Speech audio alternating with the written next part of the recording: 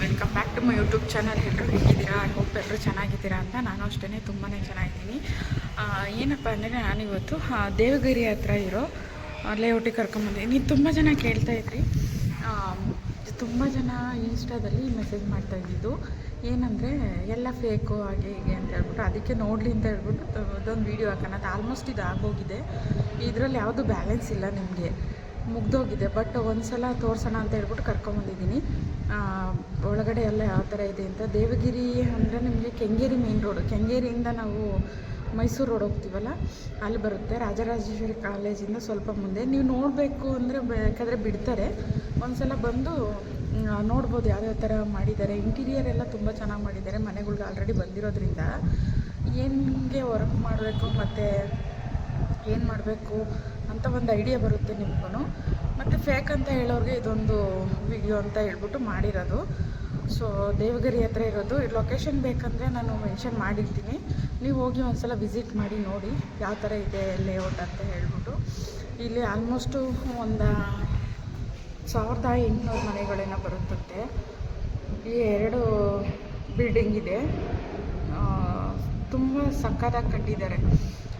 Almost ಬಂದಿದ್ದಾರೆ. ನಾನು ಆ ವಿಡಿಯೋನ ಮುಂದೆ ಹಾಕ್ತೀನಿ, ಯಾವ ಥರ ಇದೆ ಇಂಟೀರಿಯರ್ ಎಲ್ಲ ಯಾವ ಥರ ಮಾಡಿಸಿದ್ದಾರೆ ಅಂತ ಹೇಳ್ಬಿಟ್ಟು. ಸೊ ತುಂಬ ಜನ ಕೆಂಗೇರಿ ಹತ್ರ ಕೇಳ್ತಿದ್ರಲ್ಲ, ಹಾಗಾಗಿ ಕೆಂಗೇರಿ ಹತ್ರ ಇತ್ತು, ಬಟ್ ಇವಾಗ ಶೋಡ್ ಔಟ್ ಆಗಿದೆ. ಆವಾಗೆಲ್ಲ ಇವ್ರು ತಗೊಂಡಾಗ ಸುಮಾರು ಒಂದು 7.5 ಲಕ್ಷ ಕ್ಯಾಶ್ ಕೊಟ್ಟೆ ತಗೊಂಡಿರೋದು. ನಾನು ಇಲ್ಲಿ ಮಾತಾಡಿಸ್ದೆ ಒಬ್ಬರನ್ನ, ಅವ್ರು ಹೇಳಿದ್ದು ಕ್ಯಾಶ್ ತಗೊಂಡಿದ್ದು, ಕ್ಯಾಶ್ ಫುಲ್ ಕ್ಯಾಶ್ ಕಟ್ಟಿ ಅಂತ ಹೇಳ್ಬಿಟ್ಟು 4 ಇಯರ್ಸ್ ಬ್ಯಾಕ್ ಅನಿಸುತ್ತೆ. ಆವಾಗ 7.5 ಲಕ್ಷ ಕೊಟ್ಟು ಫುಲ್ ಕ್ಯಾಶ್ ಕೊಟ್ಟು ತಗೊಂಡ್ರಂತೆ. ಬಟ್ ಸಿಂಗಲ್ BHKಗೆ ಬರ್ತ್ ಅನಿಸುತ್ತೆ. 7.5 ಲಕ್ಷಕ್ಕೆ ಇವಾಗ ಏನು ಬರುತ್ತೆ ಅಲ್ವಾ. ಇಂಟೀರಿಯರ್ ಮಾಡಿಸಿದ್ದಾರೆ, 1 ಲಕ್ಷ ಕೊಟ್ಟು ಇಂಟೀರಿಯರ್ ಮಾಡಿಸಿದ್ದಾರೆ. ತುಂಬ ಚೆನ್ನಾಗಿದೆ ಲೇಔಟು. ಬನ್ನಿ ಒಳಗಡೆ ಯಾವ ಥರ ಇದೆ ಅಂತ ತೋರಿಸ್ತೀನಿ. ಮತ್ತು ಎಷ್ಟು ಮನೆ ಖಾಲಿ ಇದೆ, ಸ್ವಲ್ಪ ಮನೆ ಖಾಲಿ ಇದೆ ಅಂತ ಹೇಳ್ತಾರೆ. ಯಾಕಂದರೆ ಕೆಲವು ಜನ ಕ್ಯಾನ್ಸಲ್ ಮಾಡ್ಕೊಂಡಿರೋರು ಮತ್ತು ಅಮೌಂಟ್ ಪೇ ಮಾಡದೇ ಇರೋರು ಇರುತ್ತಾರಲ್ಲ, ಅದನ್ನು ಹೋಗಿ ವಿಚಾರಿಸಿ ನೀವು ಕಾವೇರಿ ಭವನಲ್ಲಿ ತೊಗೋಬೇಕಾಗುತ್ತೆ. ಬನ್ನಿ ಒಳಗಡೆ ಯಾವ ಥರ ಇದೆ ಅಂತ ತೋರಿಸ್ತೀನಿ. ಬನ್ನಿ, ಇಲ್ಲಿ ಒಬ್ಬರು ಮನೆ ರೆಡಿ ಮಾಡಿದ್ದಾರೆ, ಆಲ್ರೆಡಿ ಬಂದಿದ್ದಾರೆ. ಅವ್ರ ಮನೇನ ಇಂಟೀರಿಯರಲ್ಲಿ ಯಾವ ಥರ ಮಾಡಿದ್ದಾರೆ ಮತ್ತು ಎಷ್ಟು ಖರ್ಚಾಯ್ತು ಅವ್ರದ್ದು ಅಂತ ಎಲ್ಲ ಹೇಳ್ತೀನಿ ನಾನು ನಿಮಗೆ. ಇವ್ರ ಮನೇಲಿ ಆಲ್ಮೋಸ್ಟ್ 4 ಜನ ಇದ್ದಾರಂತೆ. ಇದೊಂದು TV ಕ್ಯಾಬಿನ್ ಮಾಡಿಸಿದ್ದಾರೆ. ಹಾಗೆಯೇ ಗಾಳಿ ಬೆಳಕು ನೋಡ್ತಾ ಇರ್ಬೋದು.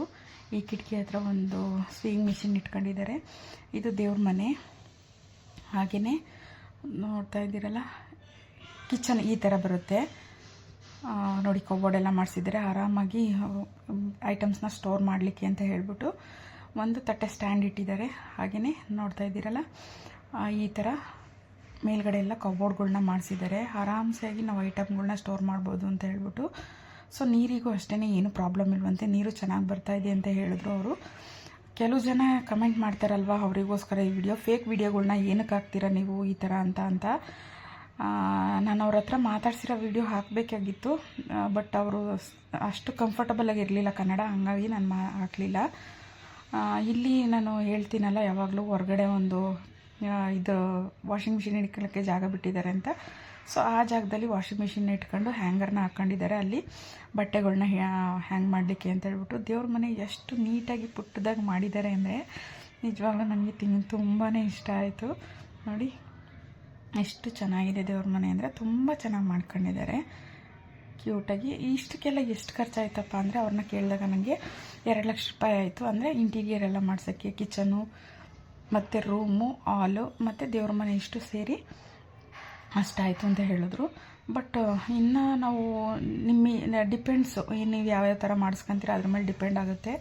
ಬಟ್ ನೋಡ್ತಿದ್ದೀರಲ್ಲ, ತುಂಬ ಸಕ್ಕತ್ತಾಗಿ ಬಂದಿತ್ತು. POP ಎಲ್ಲ ಮಾಡಿಸ್ಕೊಂಡಿದ್ದಾರೆ. ಟೋಟಲ್ ಅವ್ರಿಗೆ 2 ಲಕ್ಷ ಖರ್ಚಾಯ್ತಂತೆ. ಹಾಗೆಯೇ ಒಂದು ಬಚ್ಚಲ ಮನೆ, ಒಂದು ಬಾತ್ರೂಮು. ಈ ಆಲ್ಮೋಸ್ಟ್ ಯಾವಾಗಲೂ ನೀರು ಬರ್ತಿರುತ್ತಂತೆ, ಆದ್ರೂ ಅವರೊಂದು ಸ್ಟೋರೇಜ್ಗೆ ಅಂತ ಒಂದು ಡ್ರಮ್ ಇಟ್ಕೊಂಡಿದ್ರು. ಹಾಗೆಯೇ ರೂಮ್ ನೋಡ್ತಾ ಇರ್ಬೋದು. ಇದು ರೂಮು ಒಂದು ಡಬಲ್ ಕಾಟ್ನ ಹಾಕಿ ಒಂದು ಬೀರು ಇಡ್ಬೋದು ಅಷ್ಟೇ. ನೋಡಿ ಕಬೋರ್ಡ್ ಎಲ್ಲ ಮಾಡಿಸಿದ್ದಾರೆ, ಒಂದು ವಾರ್ಡ್ರೋಬ್ ಮಾಡಿಸಿದ್ದಾರೆ. ಸೊ ಇಷ್ಟು ಜಾಗ ಉಳಿದಿದೆ. ಇಲ್ಲೊಂದು ಬೀರು ಇಟ್ಟಿದ್ದಾರೆ. ಅವರು ಸಿಂಗಲ್ ಕಾಟ್ನ ಹಾಕಿದ್ದಾರೆ, ಒಂದು ಬೀರು ಇಟ್ಟಿದ್ದಾರೆ. ಸ್ಕ್ರೀನ್ ಎಲ್ಲ ಕ್ಲೋಸ್ ಮಾಡಿರೋದಕ್ಕೆ ಇಷ್ಟು ಕಾಣಿಸ್ತಾ ಇದೆ. ಮತ್ತು ಲಿಫ್ಟಲ್ಲಿ ನೋಡ್ತಾ ಇರ್ಬೋದು, ಮಾಲೀಕರ ಗಮನಕ್ಕೆ ನೀರನ್ನ ಯಾವಾಗಲೂ ಬಿಡಬೇಡಿ, ನೀರು ನಿಲ್ಲಿಸಿ ವ್ಯರ್ಥ ಮಾಡಬೇಡಿ, ಮತ್ತು ಲಿಫ್ಟ್ನ ಕ್ಲೀನಾಗಿ ಇಟ್ಕೊಳ್ಳಿ ಅಂತ ಎಲ್ಲ ಬರೆದು ಹಾಕಿದ್ದಾರೆ. ಎಷ್ಟು ಮಾಡಿದ್ರೂ ನಮ್ಮ ಜನ ಅಷ್ಟೇ. ಟೋಟಲ್ಲು ಈ ಲೇಔಟಲ್ಲಿ 14 ಫ್ಲೋರ್ ಇದೆ. ಆಲ್ಮೋಸ್ಟು ಒಂದು 6ರಿಂದ 7 ಲಿಫ್ಟ್ಗಳಿದೆ. ಅಂದರೆ ಒಂದೊಂದು ಬಿಲ್ಡಿಂಗಿಗೆ 2 ಲಿಫ್ಟ್ಗಳ ಥರ ಅವರು ಮಾಡಿದ್ದಾರೆ. ಇವಾಗ ನಾನು ತೋರಿಸ್ತಿದ್ದೀನಲ್ಲ, ಈ ಬಿಲ್ಡಿಂಗಿಗೆ ಆಲ್ರೆಡಿ ಬಂದು ಸುಮಾರು ದಿನವೇ ಆಗಿಬಿಟ್ಟಿದೆ. ಪಾರ್ಕಿಂಗು ಮತ್ತು ಅಲ್ಲಿ ನೋಡ್ತಾ ಇದ್ದೀರಲ್ಲ, ಸೇಮ್ ನಮಗೆ ಪ್ರೈವೇಟ್ ಅಪಾರ್ಟ್ಮೆಂಟ್ಗಳು ಯಾವ ಥರ ಇರುತ್ತೆ ಅದೇ ಥರ ಕಾಣಿಸುತ್ತೆ. ಬಟ್ ನಮ್ಮ ಜನಗಳು ಮೇಂಟೈನ್ ಮಾಡ್ಕೋಬೇಕಷ್ಟೇ.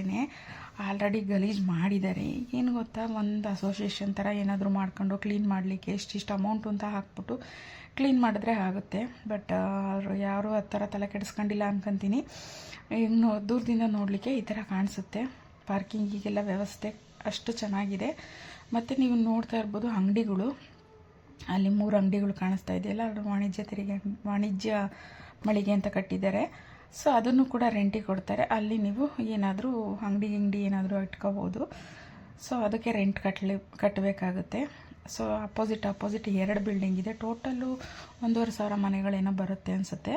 ಬಟ್ ಇಲ್ಲಿ ಎಲ್ಲ ಫಿಲ್ ಆಗಿದೆ. ಆಲ್ಮೋಸ್ಟ್ 98% ಫಿಲ್ ಆಗಿದೆ. ಬಟ್ ಏನಂದರೆ ಯಾರಾದರೂ ಕ್ಯಾನ್ಸಲ್ ಮಾಡ್ಕೊಂಡಿದ್ರೆ, ಇಲ್ಲ ಲೋನ್ ಅಪ್ರೂವಲ್ ಆಗಲಿಲ್ಲ ಅಂದರೆ, ಆ ಥರದ್ದಿದ್ದರೆ ನಿಮಗೆ ಸಿಗ್ಬೋದು. ವಿಚಾರಿಸಿ ನೋಡಬೇಕಷ್ಟೇ, ಮೇಲೆಕೋಟೆ ಎಲ್ಲ ಮುಗಿದಿದೆಯಾ ಅಂತ ಒಂದು ಸಲ ವಿಚಾರಿಸಿ. ಯಾಕಂದರೆ ಎಲ್ಲ ಇನ್ಫಾರ್ಮೇಷನು ನಮಗೆ ಸಿಗಲ್ಲ. ಹಾಗಾಗಿ ಕಾವೇರಿ ಭವನ್ಗೆ ಹೋಗಿ ವಿಚಾರಿಸಿದ್ರೆ ನಿಮಗೆ ಗೊತ್ತಾಗುತ್ತೆ. ಈ ವಿಡಿಯೋ ಏನಕ್ಕಪ್ಪ ಫುಲ್ ಆಗಿರೋದು ಮಾಡ್ತಿದ್ದೀರಾ ಅಂತ ನೀವು ಕೇಳ್ಬೋದು. ಅದಕ್ಕೂ ಒಂದು ರೀಸನ್ ಇದೆ. ನಾನು ಲಾಸ್ಟು ಇನ್ಸ್ಟಾಗ್ರಾಮಲ್ಲಿ ವಿಡಿಯೋ ಹಾಕಿದಾಗ ಯಾರೋ ಒಬ್ಬರು ಕಮೆಂಟ್ ಮಾಡಿದರು, ಇದೆಲ್ಲ ಫೇಕು, ನಂಬೇಡಿ, ಯಾರಿಗೂ ಮನೆ ಸಿಗಲ್ಲ ಅಂತ, ಇದೆಲ್ಲ ಸುಳ್ಳು ವಿಡಿಯೋ ಅಂತ. ಅದಕ್ಕೋಸ್ಕರ ವಿಡಿಯೋ ಮಾಡ್ತಿರೋದು. ನಮ್ಮ ಜನಗಳಿಗೆ ಎಷ್ಟೇ ಮಾಡಿದ್ರು ಅಷ್ಟೇ, ಸುಮ್ಮನೆ ಎಂಥ ಒಳ್ಳೆ ಕೆಲಸ ಮಾಡಿದ್ರು ಅದಕ್ಕೊಂದು ಕೆಟ್ಟ ಕಮೆಂಟ್ ಹಾಕಲೇಬೇಕು. ಅದು ಅವರ ಅಜನ್ಮಸಿದ್ಧ ಹಕ್ಕು ಅನಿಸುತ್ತೆ. ಹಾಕಲಿ, ಪರವಾಗಿಲ್ಲ, ನಾನೇನು ಅದಕ್ಕೆಲ್ಲ ತಲೆ ಕೆಡಿಸ್ಕೊಳ್ಳಲ್ಲ. ಫೇಕ್ ಅಂದರೆ ಇವ್ರು ತಗೊಳ್ಳೋದು ಬೇಡ, ಬೇರೆಯವ್ರು ತಗೊತಾರಲ್ವ, ಸುಮ್ಮನೆ ಬಿಟ್ಬಿಡ್ಬೇಕು. ಫೇಕ್ ಅಂತ ಯಾಕೆ ನಾನ್ಸೆನ್ಸ್ ಥರ ಮಾತಾಡಬೇಕು. ನೋಡ್ತಿದ್ದೀರಲ್ಲ, ಫ್ಲೆನ್ಸಿಂಗ್ ಎಲ್ಲ ಹಾಕಿದ್ದಾರೆ. ಫ್ಲೆನ್ಸಿಂಗ್ ಎಲ್ಲ ಹಾಕಿ ಆ ಕಡೆಗೆ ಪ್ಲೇ ಏರಿಯಾ ಥರ ಮಾಡಿದ್ದಾರೆ. ತುಂಬ ಅಂದರೆ ತುಂಬ ಸಕ್ಕತ್ತಾಗಿದೆ. ದೇವಗಿರಿ ಎಲ್ಲಿ ಅಂದರೆ ನಿಮಗೆ ಮೈಸೂರು ರೋಡಿಂದ ಕೆಂಗೇರಿಯಿಂದ ಸ್ವಲ್ಪ ಮುಂದೆ ಹೋದರೆ ಕುಂಬ್ಳಗೂಡಲ್ಲಿ ಲೆಫ್ಟ್ ತಗೊಂಡ್ರೆ ಲೊಕೇಶನ್ ಬೇಕಂದರೆ ನಾನು ಇದರಲ್ಲಿ ಹಾಕಿರ್ತೀನಿ ಡಿಸ್ಕ್ರಿಪ್ಷನ್ ಬಾಕ್ಸಲ್ಲಿ. ದಯವಿಟ್ಟು ಎಲ್ಲದಕ್ಕೂ ಲೊಕೇಶನ್ ಅಂತ ಕೇಳಿದ್ರೆ ಒಬ್ಬೊಬ್ಬರಿಗೆ ಕಳ್ಸೋಕ್ಕಾಗಲ್ಲ ಅಲ್ವಾ. ಡಿಸ್ಕ್ರಿಪ್ಷನ್ ಬಾಕ್ಸ್ನ ಚೆಕ್ ಮಾಡಿ ಒಂದ್ಸಲ, ಅದರಲ್ಲಿ ನಾನು ಮೆನ್ಷನ್ ಮಾಡಿರ್ತೀನಿ. ನಿಮಗೆ ಆರಾಮಾಗಿ ಹೋಗಿ ನೋಡ್ಬೋದು, ಯಾರೋ ರಿಸ್ಟಿಂಕ್ಷನ್ ಮಾಡಲ್ಲ. ಆರಾಮಾಗಿ ಹೋಗಿ ನೋಡ್ಬೋದು ಯಾವ ಥರ ಕನ್ಸ್ಟ್ರಕ್ಷನ್ ಮಾಡಿದ್ದಾರೆ ಮತ್ತು ಯಾವ ಥರ ಬರುತ್ತೆ ಸಿಂಗಲ್ ಬೆಡ್ರೂಮು ಅಂತ ಎಲ್ಲ ಹೋಗಿ ಒಂದ್ಸಲ ನೋಡ್ಬೋದು. ನೋಡ್ತಾ ಇದ್ದೀರಲ್ಲ, ಈ ಥರ ಗೇಟೆಡ್ ಕಮ್ಯುನಿಟಿ, ಸೆಕ್ಯೂರಿಟಿ ಕೂಡ ಇರ್ತಾರೆ. ನಿಮಗೆ ಬೇಕಂದಾಗ ಅವರು ಹೆಸರನ್ನು ಮೆನ್ಷನ್ ಮಾಡಿಬಿಟ್ಟು ಈ ಥರ ಗೇಟ್ ಓಪನ್ ಮಾಡಿ, ಸೇಮ್ ನಾವು ಪ್ರೈವೇಟ್ ಅಪಾರ್ಟ್ಮೆಂಟ್ಗಳಲ್ಲೆಲ್ಲ ಯಾವ ಥರ ಇರ್ತಾರೆ ಆ ಥರ. ಬಟ್ ಗ್ರೌಂಡ್ ಫ್ಲೋರಲ್ಲಿ ಮಾತ್ರ ನೋಡಿ ಇಲ್ಲಿ ಒಣಗಾಕೊಂಡಿದ್ದಾರೆ ಬಟ್ಟೆಗಳ್ನ. But 3rd 4th 5th 14th ಫ್ಲೋರ್ವರೆಗೂ ಅವರು ಮನೆ ಒಳಗಡೆನೇ ಪ್ಯಾಸೇಜ್ ಇರುತ್ತಲ್ಲ, ಅಲ್ಲಿ ಒಣಗಾಕಬೇಕು ಬಟ್ಟೆಗಳ್ನ. ಅದೊಂದು ಪ್ರಾಬ್ಲಮ್ಮು. ಪಾರ್ಕಿಂಗ್ ಅಂತೂ ನೀವು ಯಾವುದಕ್ಕೂ ಕೊರತೆ ಇಲ್ಲ, ಆ ಥರ ಮಾಡಿದ್ದಾರೆ. ಪಾರ್ಕಿಂಗ್ ಆ ಕಡೆ ಕಲ್ಲು ಥರ ಕಾಣಿಸ್ತಿದೆಯಲ್ಲ, ಅದೆಲ್ಲ ಪಾರ್ಕಿಂಗು, ಇದೆಲ್ಲ ರೋಡು. ಮತ್ತು ಅಲ್ಲೊಂದು ಲೇಔಟ್ ಕಾಣಿಸ್ತಿದೆ ನೋಡಿ, ಅಲ್ಲೊಂದು 50-60 ಮನೆಗಳಿದೆ. ಅದು RGS ಇಲ್ಲದೆ, ಬಟ್ ಅದೆಲ್ಲ ಫಿಲ್ ಆಗಿ ನೋಡಿ, ವಾಟರ್ ಟ್ಯಾಂಕ್ ಎಲ್ಲ ಇಟ್ಟಿದ್ದಾರೆ ಮೇಲ್ಗಡೆ, ಅದೆಲ್ಲ ಫಿಲ್ ಆಗಿದೆ. ತುಂಬ ಜನ ಕೇಳ್ತಾಯಿದ್ರು ಇದಕ್ಕೆ ಲಿಫ್ಟ್ ಇದೆಯಾ ಅಂತ. ಖಂಡಿತವಾಗ್ಲೂ ಲಿಫ್ಟ್ ಇದೆ. 14th ಫ್ಲೋರ್ ಏನು ಹಂಗೆ ಹತ್ಲಿಕ್ಕಾಗುತ್ತಾ? ಸ್ಟೆಪ್ಸು ಇದೆ, ಮೆಟ್ಲುಗಳು ತುಂಬ ದೊಡ್ಡದಾಗಿ ಮಾಡಿದ್ದಾರೆ. ಹಾಗೆಯೇ ನಿಮಗೆ ಲಿಫ್ಟ್ ಕೂಡ ಇದೆ. ನೋಡ್ತಾ ಇದ್ದೀರಲ್ಲ, 14th ಫ್ಲೋರ್ವರೆಗೂ ಆರಾಮ್ಸಾಗಿ ಲಿಫ್ಟಲ್ಲಿ ಹೋಗ್ಬೋದು. ಇದೂ ಅಷ್ಟೇ, ಮೇಂಟೆನೆನ್ಸ್ ಚಾರ್ಜ್ ಎಲ್ಲರೂ ಪೇ ಮಾಡಬೇಕಾಗುತ್ತೆ. ಹಾಗಾಗಿ ತುಂಬ ಚೆನ್ನಾಗಿ ಮೇಂಟೈನ್ ಮಾಡಿದ್ದಾರೆ ಇದುವರೆಗೂ ಅಷ್ಟೇ. ಆಮೇಲೆ ಮುಂದೆ ಗೊತ್ತಿಲ್ಲ, ಯಾರು ಬರ್ತಾರೆ ಅವರು ಮೇಂಟೈನ್ ಮಾಡ್ಕೋಬೇಕು. ಇದು ಒಂಥರ ಸೇಮು ಪ್ರೈವೇಟ್ ಪ್ಲಾಟ್ ಥರ, ಅಂದರೆ ಸುತ್ತ ಕವರ್ ಆಗುತ್ತೆ. ನೀವು ಈ ಕಡೆಯಿಂದ ಹೋಗಿ ಆ ಡೆಡ್ ಎಂಡ್ ಹೋಗಿ ಲೆಫ್ಟ್ ತಗೊಂಡು ಮತ್ತೆ ರೈಟ್ ತೊಗೋಬೋದು, ಆ ಥರ ಇಟ್ಟಿದ್ದಾರೆ. ಸಕ್ಕತ್ತಾಗಿದೆ. ನೋಡ್ತಿದ್ದೀರಲ್ಲ, ಇಲ್ಲಿ ರಾಜೀವ್ ಗಾಂಧಿ ವಸತಿ ಯೋಜನೆ ಅಂತ ಹಾಕಿದ್ದಾರೆ. ವಾಟರ್ ಪೈಪ್ಗಳು, ಸ್ಟ್ರೀಟ್ ಲೈಟ್ಗಳು ಎಲ್ಲ ಸಕ್ಕತ್ತಾಗಿ ಕನ್ವೀನಿಯೆಂಟ್ ಅಂತೂ ಚೆನ್ನಾಗಿದೆ. ಬಟ್ ತುಂಬ ಜನ ಫೇಕ್ ಅಂತ ಹೇಳ್ತಿದ್ರಲ್ಲ, ಅವರಿಗೋಸ್ಕರ ಈ ವಿಡಿಯೋ ಮಾಡಿರೋದು, ಬೇರೆಯವ್ರಿಗೆಲ್ಲ. ಒಂದ್ಸಲ ಹೋಗಿ ಚೆಕ್ ಮಾಡ್ಬೋದು, ನೀವು ಯಾರಾದರೂ ಇದ್ದರೆ ಹೋಗಿ ಚೆಕ್ ಮಾಡಿ. ಡಾಕ್ಯುಮೆಂಟ್ಸ್ ಬಗ್ಗೆ ಆಲ್ಮೋಸ್ಟ್ ನಾನು ಎಲ್ಲ ವೀಡಿಯೋದಲ್ಲೂ ಹೇಳಿದ್ದೀನಿ. ಅವರು ನಾನಿವಾಗ ಮನೆ ತೋರಿಸಿದ್ನಲ್ಲ, ಅವರು 2003ನಲ್ಲಿ ತಗೊಂಡಿದ್ದಂತೆ. ಆವಾಗ ಅವ್ರಿಗೆ 7.5 ಲಕ್ಷ ಕ್ಯಾಶ್ ಕೊಟ್ಟು ತೊಗೊಂಡಿದ್ದಾರೆ. ಫುಲ್ ಕ್ಯಾಶ್ನ ಪೇ ಮಾಡಿ ತೊಗೊಂಡಿರೋದು. ಅವರಿಗೆ ವರ್ತ್ ಅನ್ನಿಸ್ತಂತೆ, ಹಾಗಾಗಿ ಫುಲ್ ಕ್ಯಾಶ್ನ ಕೊಟ್ಟು ಪೇ ಮಾಡಿ ತಗೊಂಡಿದ್ದಾರೆ. ಇವಾಗ ನೀವು ಫುಲ್ ಕ್ಯಾಶ್ ಕೊಟ್ಟು ಪೇ ಮಾಡಿ ತೊಗೊತೀವಿ ಅಂದರೆ ಇನ್ನೂ ಕಡಿಮೆ ಆಗುತ್ತೆ, 10 ಲಕ್ಷಕ್ಕಿಂತ ಇನ್ನೂ ಕಡಿಮೆ ಬರುತ್ತೆ. ಸೊ ಯಾರಿಗೆಲ್ಲ ಇಂಟ್ರೆಸ್ಟ್ ಇದೆ ಅವ್ರು ಹೋಗಿ ಒಂದ್ಸಲ ಕಾವೇರಿ ಭವನ್ಗೆ ಹೋಗಿ ವಿಚಾರಿಸ್ಬಿಟ್ಟು ನೀವು ಪೇ ಮಾಡಿ ತೊಗೋಬೋದು. ಬಟ್ ಇದೇ ಪ್ಲಾಟ್ ಅಂತಲ್ಲ, ಬೇರೆ ಎಲ್ಲಿ ಖಾಲಿ ಇದೆ ಅಂತ ಕೇಳಿ ನೀವು ಅಲ್ಲಿ ಪರ್ಚೇಸ್ ಮಾಡ್ಬೋದು. ಆಲ್ಮೋಸ್ಟ್ ಇಲ್ಲಿ ನೋಡ್ತಾ ಇದ್ದೀರಲ್ಲ, ಕರೆಂಟ್ ವ್ಯವಸ್ಥೆ ಮತ್ತು ಪ್ಲೇ ಏರಿಯಾ ಎಲ್ಲ ಸಕ್ಕತ್ತಾಗಿದೆ ನೋಡಿ, ಎಷ್ಟು ನೀಟಾಗಿ ಮೇಂಟೈನ್ ಮಾಡಿದ್ದಾರೆ ಇದುವರೆಗೂ. ಯಾಕಂದರೆ ಈ ಕಡೆ ಬಿಲ್ಡಿಂಗಿಗೆ ಬಂದಿಲ್ವಲ್ವ, ಹಾಗಾಗಿ ಈ ಕಡೆ ಬಿಲ್ಡಿಂಗಿಗೆ ಬಂದಮೇಲೆ ತುಂಬ ಜನ ಜಾಸ್ತಿ ಆಯ್ತಾರೆ. ಆವಾಗ ಏನಾಗುತ್ತೆ ಅಂತ ಗೊತ್ತಿಲ್ಲ, ಆವಾಗ ಮೇಂಟೆನೆನ್ಸ್ ಚಾರ್ಜು ಎಲ್ಲ ಎಕ್ಸ್ಟ್ರಾ ಆಗ್ಬೋದು. ಸೊ ಇದೇ ಥರ ವೀಡಿಯೋಗೋಸ್ಕರ ನನ್ನ ಫಾಲೋ ಮಾಡಿ. Thank you so much for watching.